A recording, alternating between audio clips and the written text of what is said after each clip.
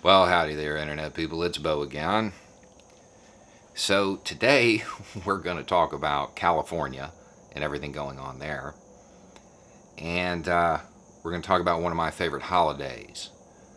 A very unconventional, unorthodox, and certainly unofficial holiday that's been around for like 5 years and is maybe celebrated by like 500 people. And we're going to talk about a bizarre situation that has brought that whole thing full circle. But before we do that, I want you to picture some of your heroes. People who have truly changed the world. I want you to get them in your mind.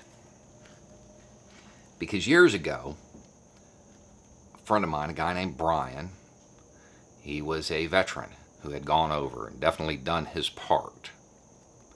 He said something and it caught everybody's attention.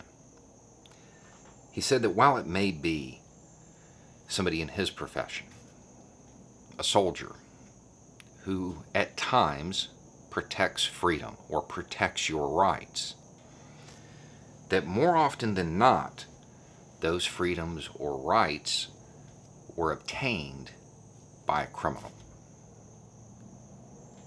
Interesting concept, right? But it's true. Obviously, it doesn't apply to all criminals. However, from the heretics of old who brought about modern science to those who just would not stop doing what they had always done, and therefore today you can have the beverage of your choice, to those who might have bent the rules to make sure that you have the right to vote, to those who stood against some of the greatest injustices the world has ever known. They might be heroes today, but then they were criminals. Therefore, August 22nd is Think a Criminal Day. What does this have to do with California, right?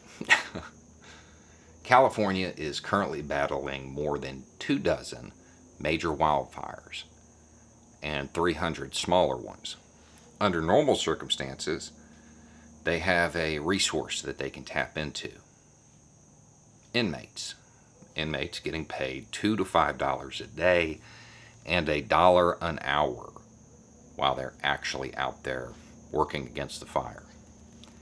However, because you can't really socially distance inside, half of those teams, they're down. They're not out there working. And that put the state of California in a pretty tight spot. So much so that when the inmate heroes were unavailable, the governor called out soldiers, the National Guard, to pick up the slack. All kind of came full circle.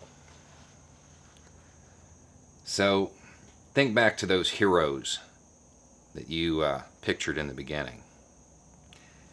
How many of them had mug shots? Anyway, it's just a thought. Y'all have a good day.